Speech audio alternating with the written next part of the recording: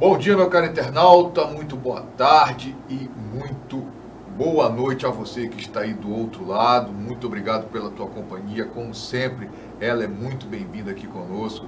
E hoje, último dia do mês de abril, amanhã é dia 1º de maio, gente, feriadão, né? Pena que caiu no meio da semana, seria interessante se caísse numa sexta-feira, ou então numa segunda-feira, né? Mas tudo bem, dá aquela paradinha durante um dia na semana para na quinta-feira estarmos aqui de volta na Laputa, aí é sábado e domingo, quinta, sexta, sábado e domingo, pronto, né? Aí começa a semana direito, né? E você, como é que está? Tudo bem? Pois é, e hoje um grupo de moradores, saiu no nosso site, no rondoniavivo.com, que o grupo de moradores está se mobilizando e fechou a entrada das usinas ali pela estrada do cemitério, exatamente. Quem são esses moradores? São pessoas que foram atingidas na época da construção das barragens aí, foram atingidas, perderam terreno, perderam tudo, dizem que não foram indenizadas, muitas estão com problemas psicológicos, depressão, porque foram tiradas do ambiente em que viviam e obrigadas a se adaptarem do nada a viver na cidade, dizem que perderam área de plantio, perderam área de pesca, ou seja, ficaram por isso mesmo, são os esquecidos da barragem. Aliás, esse pessoal com certeza merece toda a atenção e merece os seus direitos. Justiça precisa ser feita imediatamente. Não podemos deixar isso passar. Não é mesmo? Afinal de contas, o Brasil já tem muitas, mas muitas injustiças e mais uma em Rondônia então nem se fala e mais uma fica muito complicado, né? Ainda mais com esse governo que nós temos aí, federal, que, como diz outro, não está muito preocupado com você, meu povo. Mas vocês votaram, então vamos aguentar 4 anos aí de consequências. Tá certo? E hoje eu vou começar com algo muito interessante, que de certa forma explica um pouco o que está acontecendo no mundo hoje. Exatamente, esse mundo conturbado, essas agitações, essas tragédias que andam acontecendo, tem tudo a ver com as movimentações espíritas, como é que esses espíritos estão, como é que a população, que a humanidade se encontra nesse momento. Eu estou aqui com o presidente da Federação do Estado de Rondônia, Federação Espírita do Estado de Rondônia, o senhor Pedro Barbosa, conhecidíssimo no meio, uma pessoa muito respeitosa, uma pessoa, enfim, que entende e que está aqui para tirar uma conversa sobre o espiritismo, sobre a doutrina, sobre a federação, sobre um congresso que vai ter agora da federação, agora não, né? Daqui mais uns 2 meses, vai ter o congresso da federação aqui no estado de Rondônia. Ele vai dar uma geral e explicar um pouco sobre esse assunto que eu acho muito interessante. Afinal de contas, a gente precisa, não dá para a gente falar assim, eu não acredito, a gente precisa ter esse apoio espiritual. A gente é carne e espírito, porque sem isso, sem essa combinação e sem termos um espírito bem trabalhado, fica difícil tentar levar uma vida razoavelmente boa. Ô Pedro, muito bem-vindo ao Conexão Rondônia ao Vivo. Eu que agradeço o convite daqui presente, mais uma vez, a oportunidade em que temos de falar sobre a nossa doutrina espírita e o trabalho desenvolvido pela Federação Espírita no nosso estado. Eu que agradeço. É um trabalho muito bonito, né, seu Pedro? Então eu gostaria de inicialmente dar um bom dia a todos. Okay. E agradecer a você pelo convite. Opa, sabe que nossas portas estão sempre abertas para vocês, Pedro. Muito obrigado, meu irmão. Essa certeza. Mas antes de iniciar, eu gostaria que o senhor se apresentasse para o nosso internauta. Quem é Pedro Barbosa? Meu nome é Pedro Barbosa Neto. Eu sou advogado formado há mais de 40 anos. Me formei em Brasília. Logo depois entrei na carreira de procurador de autarquia federal. A carreira hoje chamada de procuradores federais. Estou aposentado já há vários anos. E me dedico hoje integralmente ao trabalho religioso e divulgação da mensagem espírita. Como presidente da Federação Espírita do nosso estado, de Rondônia, o estado que nós adotamos para viver, o estado que amamos, e na direção também do Centro Espírita Bezerra de Menezes, aqui em Porto Velho, que é a instituição espírita mais antiga do nosso estado. Tá certo, Pedro, tá certo. Sr. Pedro, o senhor é da Federação Espírita do Estado de Rondônia, certo? Presidente. O que é a FE? O que é a Federação Espírita do Estado de Rondônia? A Federação Espírita de Rondônia é uma instituição que coordena o movimento espírita do nosso estado. O movimento espírita é o trabalho de colocar o espiritismo de forma organizada à disposição da sociedade, através do seu estudo, da sua divulgação e da sua vivência. Então a federação ela coordena esse trabalho a nível estadual. Então as casas espíritas do nosso estado, mais de 95% são adesas, ou seja, se vinculam à nossa instituição e juntos nós procuramos desenvolver um trabalho de levar a mensagem espírita no seu aspecto científico, filosófico e religioso, de consolo e de esclarecimento da criatura humana. São quantas casas espíritas hoje aqui no estado de Rondônia? Hoje nós temos aproximadamente 50 instituições espíritas no nosso estado. Todo o estado. Então, praticamente em todos os 52 municípios. Não, tem muitos municípios ainda sem instituição espírita. Mas tem municípios, por exemplo, que tem 2, 3 casas, como Ji-Paraná, como Cacoal, Pimenta, Vilhena, muitas cidades, Ariquemes, que tem mais de uma instituição. Em Porto Velho nós temos vinculados ou ligados à federação 14 casas espíritas. Tá certo. Sr. Pedro, a doutrina espírita hoje tem quantas pessoas simpatizantes ou que exercem, participam? Os membros. Quantos membros?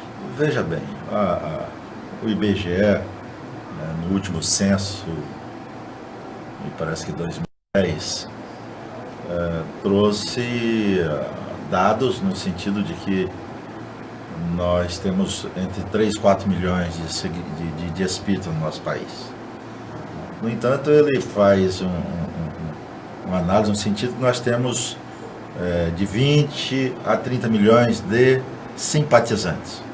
O que é o simpatizante? São aqueles que frequentam, mas ouvem as palestras, lêem os livros, mas não se dizem espíritas. Ou seja, não se decidiram em dedicar a sua vida pelo roteiro que a mensagem espírita nos oferece, de renovação da alma, de mudança de hábito, de atitude, de comportamento, ou seja, da iluminação interior, do grande trabalho que cada um de nós tem que fazer, é isso que a doutrina nos mostra, de construir o reino de Deus na intimidade de nossos corações. Esse trabalho que a doutrina espírita nos convida, da chamada transformação moral. Okay. As pessoas perguntam muito, e a gente ouve muito falar, eu sou talvez um simpatizante, digamos assim. Eu vou a algumas reuniões, acho interessante. É um ambiente que hoje, pelo menos, me inspira muita paz, sai um pouco dessa agitação do dia a dia. O que é a mediunidade que você fala tanto?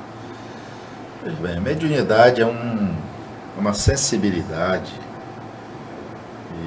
orgânica, inclusive, que todos nós possuímos, e que Kardec, no Livro dos Médiuns, fala que alguns possuem essa faculdade no estado mais latente, ou seja, essa sensibilidade se manifesta num grau muito maior, que ele chamou de médiums. São aqueles que têm a possibilidade de interagir com o mundo extrafísico, com o mundo espiritual, numa facilidade muito maior. Mas a mediunidade ela é orgânica, todos a possuem. Né? Mas tem pessoas que essa sensibilidade ela é muito mais patente, ela é muito mais firme. Né? E a este nós chamamos de médiuns. Esses médiuns, o que o médium faz, ou o que identifica esse médium? A própria palavra diz, médium é intermediário. Né? É aquele que serve de intermediário entre as duas esferas da vida. A chamada a mediunidade não é um patrimônio do espiritismo, porque os fatos mediúnicos estão registrados em todos os livros sagrados de todos os tempos. Tá? Se nós observarmos o Velho Testamento, voltando só para nós cristãos, o Velho Testamento está cheio de fatos mediúnicos. O Novo Testamento está cheio de fatos mediúnicos. Né? Então, nós observamos que a mediunidade ela existe desde que o homem existe. Tá? A doutrina espírita apenas é o único segmento religioso que procurou estudar, mergulhar de forma firme nos estudos sobre essa sensibilidade, sobre este fenômeno.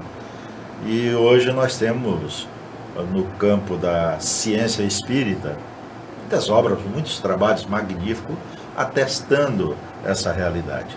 Então nós apenas estudamos, como ninguém estudou, essa faculdade que é própria da criatura humana. Interessante.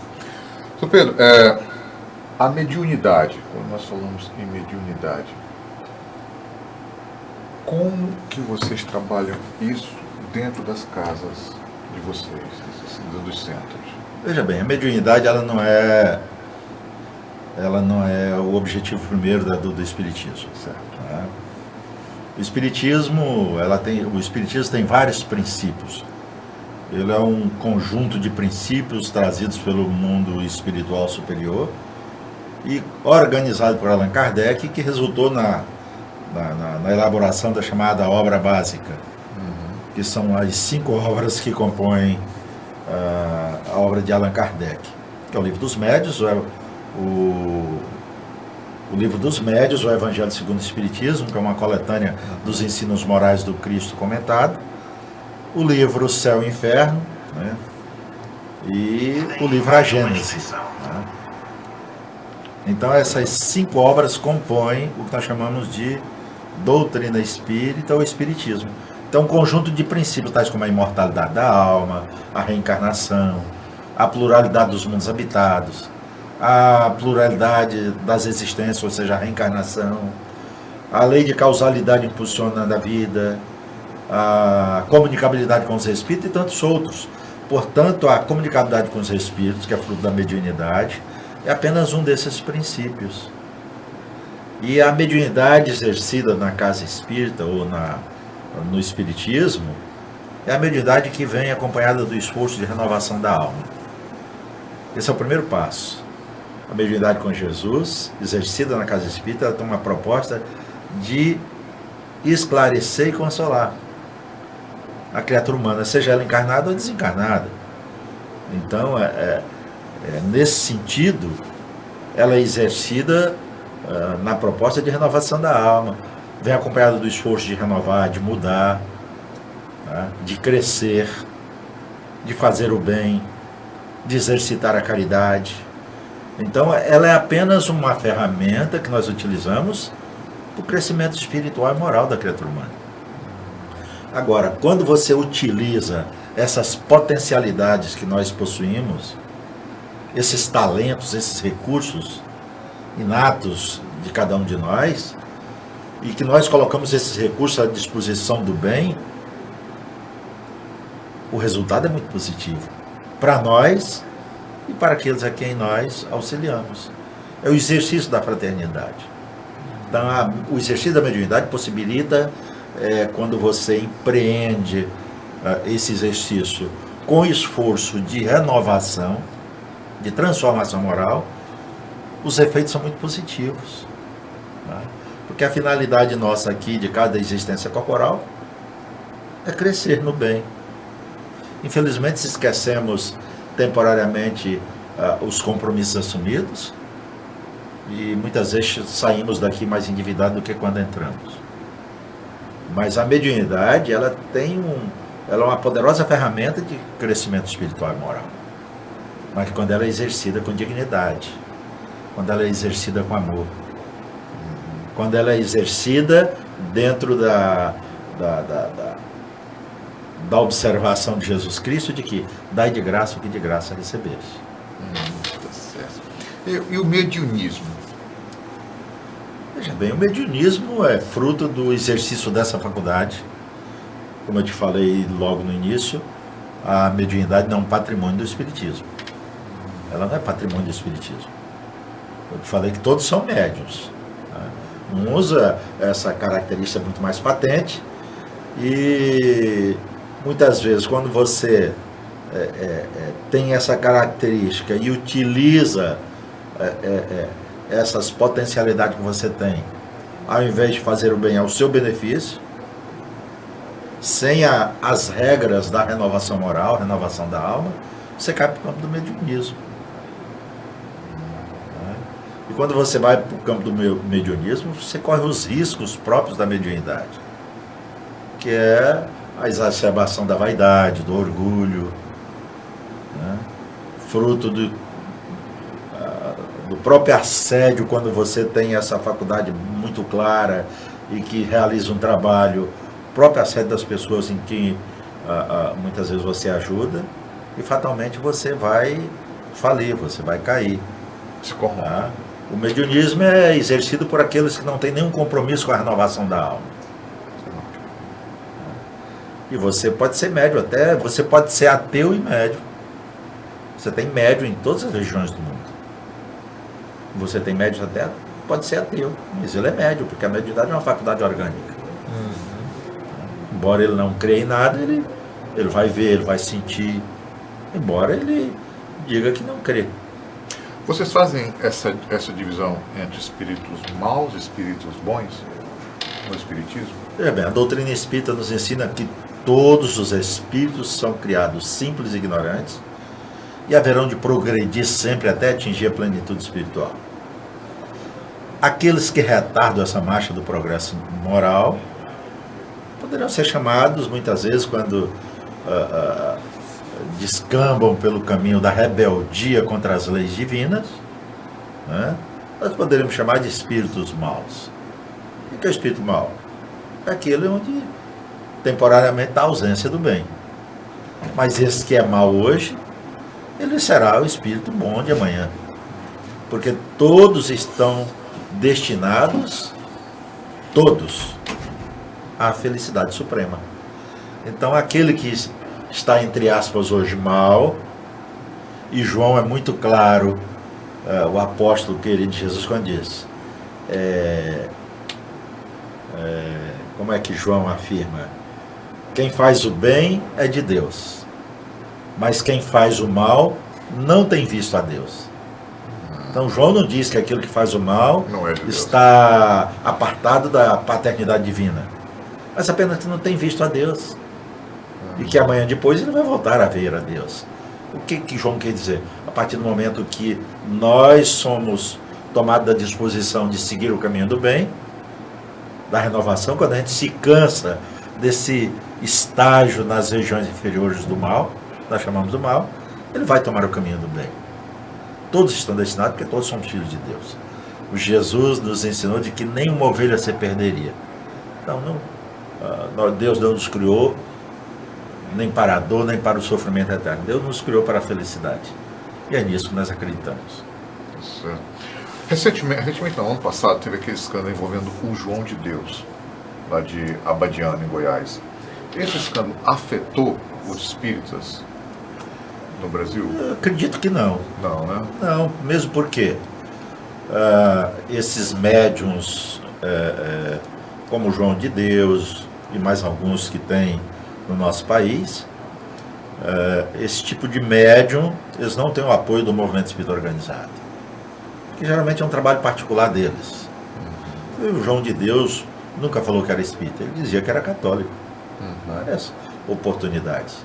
Volto a dizer, a mediunidade não é um patrimônio do espiritismo. Tá?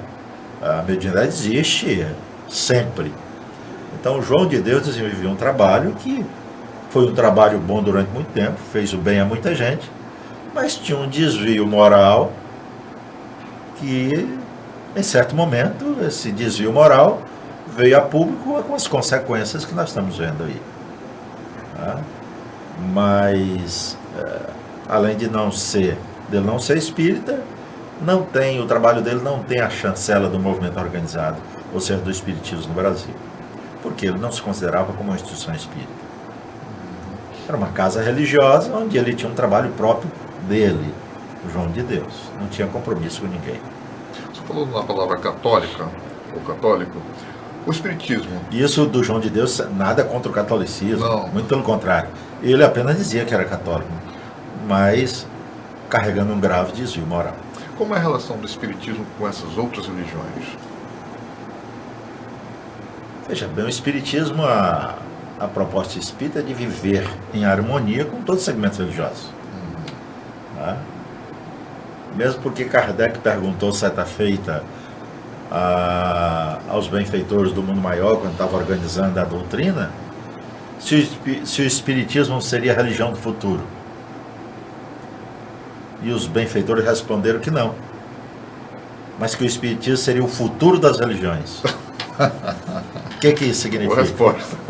O que isso significa? Os postulados espiritistas da imortalidade da alma, da reencarnação, da pluralidade dos mundos habitados, da comunicabilidade com os espíritos, da lei de causa e efeito regendo os destinos dos homens, e por aí vai, tantos outros princípios que a doutrina possui, tá? Vão sendo absorvidos por todas as religiões. Por isso ela é o futuro das religiões. E essa é a proposta. O Espiritismo não faz proselitismo. Nós não estamos buscando adepto. Você não vê quem quer ser espírita, não existe isso. Quem vai porque quer. Vai porque quer. É uma doutrina de liberdades. Mas aqueles que vai, inclusive, frequentam. Todas as religiões frequentam as nossas instituições. São bem recebidos, são esclarecidos. Passa a compreender quem são, de onde vieram, por que estão na Terra, qual o objetivo da existência corporal. E por aí vai. São conhecimentos básicos de que nós somos os construtores do nosso destino. Nós somos os arquitetos da nossa felicidade ou não. Que a salvação não vem pela graça, vem pelo trabalho, pelo esforço diuturno de renovação da alma, de trabalhar o universo interior, esse grande universo íntimo da alma, tem que ser trabalhado. O orgulho, o egoísmo, a vaidade, a inveja, o ciúme, a mágoa, o ódio, o rancor, a indiferença, tantos outros sentimentos que nós carregamos. É a este trabalho que a doutrina espírita nos convida. É a esta tarefa, a este combate de que falava Paulo de Tarso, mas é aqui na intimidade da alma, para renovar. Tirar o orgulho, o egoísmo e todos os filhotes desses dois sentimentos que infelicitam o coração da criatura humana. O grande combate de Jesus, quando esteve entre nós, foi contra o orgulho e o egoísmo no coração do homem. Ele dizia que todos os males do mundo derivam desses sentimentos. Enquanto nós não colocarmos o amor, e o amor, a caridade, a paciência, a tolerância, né, a misericórdia, só vão se instalar nesse universo íntimo através de um esforço de repetição, de um esforço permanente de repetição dessas virtudes, para que elas, pouco a pouco, venham a sufocar os sentimentos que lhes são contrários. Como é que se adquire uma virtude? A doutrina diz que você adquire uma virtude pelo processo de repetição constante dessa virtude, até nos habituarmos a ela. Uma vez habituada, ela se torna uma virtude. Mas esse trabalho é sacrificial. Esse trabalho é fruto de um esforço contínuo, permanente, diuturno, para vencermos as nossas más tendências, as nossas imperfeições, os nossos desvios morais. E esses sentimentos inferiores que nós poderíamos citar aqui, dezenas e dezenas que toda criatura carrega. Então, nós somos os construtores desse destino, com essa tarefa de renovar o mundo interno. Só que muitas vezes nós chegamos aqui, nos esquecemos e continuamos a alimentar esses sentimentos equivocados que vão nos enfermar a alma, que vão nos desequilibrar o campo emocional, psiquismo, o espiritual, com graves consequências para hoje e para amanhã. Porque nós somos livres para semear, mas aquilo que nós semeamos, nós criamos vínculos. A lei de causa e efeito. Sr. Pedro, qual a importância, quando a gente vai nas reuniões de vocês, tem algum momento do passe e de tomar a água? Qual que é a importância do passe e da água? Veja bem, o que é o passe? O passe é uma doação energética pela imposição das mãos. Jesus curava pela imposição das mãos. Os apóstolos, os cristãos primitivos, todos curavam pela imposição das mãos.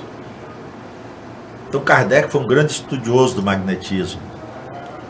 Foi discípulo de Mesmer, que foi um médico alemão que praticamente descobriu o magnetismo e fez o primeiro grande trabalho sobre magnetismo, Franz Mesmer. Então Kardec, ele foi contemporâneo, Kardec estudou magnetismo em profundidade. Então a doutrina espírita é a única segmento religioso também que estuda em profundidade o magnetismo, que estuda os centros de forças, que os orientais chamam de chakras. Só que o chakra é no corpo físico, o centro de força é no corpo espiritual, porque nós somos um ser trino, espírito, corpo físico e o intermediário, que é o corpo espiritual, que chamava Paulo de Tarso. Nós chamamos de perispírito, é o elemento intermediário. Né? Então, esses centros de força são vórtices, captador de energia. E quando nós estamos desequilibrados, enfermos, não estamos bem, a imposição das mãos, a vontade de doar nossa energia animalizada que nós encarnamos possuímos, junto com a energia espiritual do companheiro que nos assiste naquele momento, junto a essas energias, os centros de forças captam essas energias que vão restaurando o equilíbrio espiritual e físico, gerando saúde e bem-estar. Uma doação energética. E a água, magnetizada ou fluidificada, é onde os amigos espirituais adicionam aquilo que a gente está precisando, uma medicação fluídica que vem de encontro às nossas necessidades. Tem muitos estudos sobre isso, tanto da água magnetizada como da água fluidificada. Quando você ora na água, né, você vê a reação da água. Tem um estudo de um japonês, não sei se você já viu, que a água, ela, com a voz, ela toma propriedade diferente. Quando você fala doce, manso, ela se ilumina, se embranquece. Quando você fala com raiva, ela cria uma tonalidade escura. Um vídeo que corre mundo com esse estudo de um japonês muito bem realizado nesse sentido. Vou ver. Sr. Pedro, e o congresso que vai ter aqui em Porto Velho? Que congresso é esse e quando? Veja bem, não é bem um congresso. Desculpa, um encontro. Nós temos agora de 7 a 9 de junho o encontro das federativas do Norte. A Federação Espírita do Pará, de Roraima, do Amapá, do Amazonas, do Acre e, lógico, de Rondônia. Todo ano nós reunimos. O ano passado foi em Belém.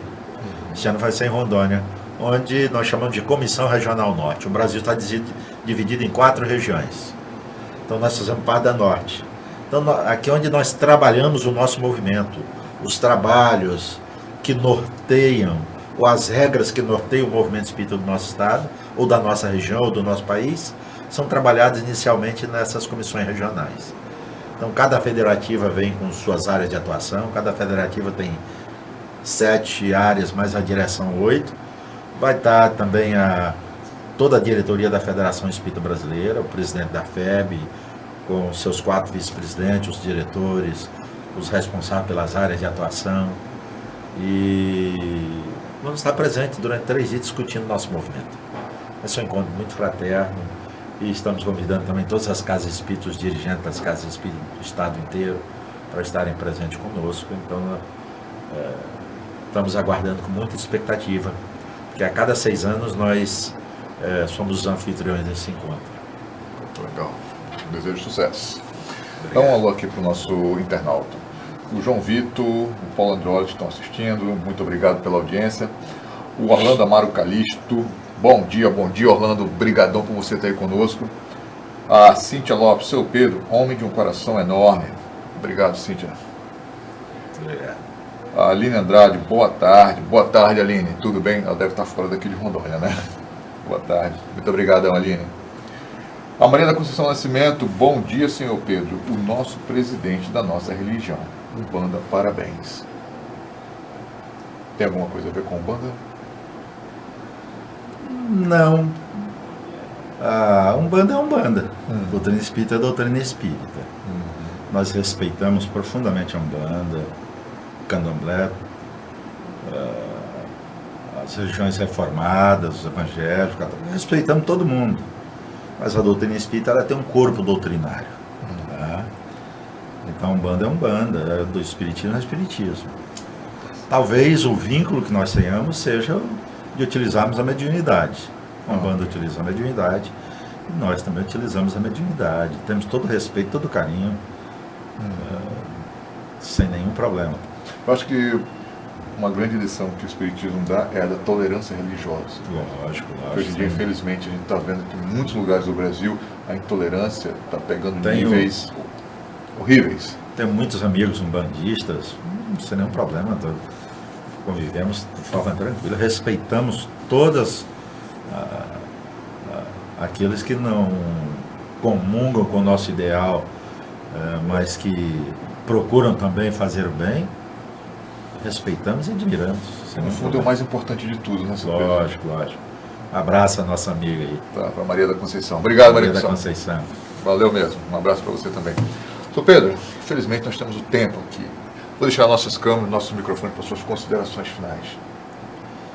Olha, eu só tenho que agradecer a oportunidade de falar sobre a doutrina espírita, né? E dizer que as nossas instituições aqui em Rondônia estão de portas abertas, desde Cerejeira à Extrema, Guajará, onde nós temos instituições, e todas as cidades do eixo da BR, Porto Velho, Cuiabá, temos Casa Espírita em Rolim de Moura, São Miguel do Guaporé, né? Buritis, Machadinho, fora do eixo da BR. Então, nós gostaríamos de deixar o nosso fraternal abraço em nome de todos os espíritas, dizendo que aqueles que desejarem conhecer a doutrina espírita, que procurem as nossas instituições, sem nenhum objetivo de se transformar em espírita, mas para conhecer a sua própria realidade espiritual, para conhecer quem somos e qual o objetivo primordial da nossa experiência na carne. Gostaria de deixar um abraço a você e um abraço a todos que estão nos vendo nesse momento, nos ouvindo, em nome de todos os espiritistas do nosso estado. Fiquem todos com Deus. Tá certo. Muito obrigado. Só um detalhe sobre quais são os dias de reuniões na FERO que é aberto à população. E onde é a FERO? A FERO é aqui em frente ao shopping. Tem uma ruazinha ali em frente ao shopping, a Rua Colômbia. Está ali a uns 60, 70 metros da Rio Madeira. Nós temos atividades de estudos às quartas-feiras. Quinta-feira nós temos palestra e atendimento espiritual. A partir de 6 horas o atendimento e 7h30 da noite a palestra. E na sexta-feira nós temos evangelização infantil, infanto-juvenil, para crianças de 2 a 11 anos e para jovens, que nós chamamos de jovens de mocidade espírita do nosso estado. Certo. Pedro, nós do Rondônia ao Vivo lhe agradecemos por ter dispensado esse tempo para mim aqui conosco. Muito obrigado. E estamos de portas abertas. Obrigado. Okay? Eu que agradeço. E você que ficou aí, muito obrigado pela tua companhia. Eu espero que essa entrevista de hoje te dê uma tranquilidade. Amanhã é um feriadão, você pare, pense, reflita e volte na quinta-feira com todo o gás para a gente continuar essa nossa caminhada nesse mundo, né? Verdade. Um abraço e até amanhã.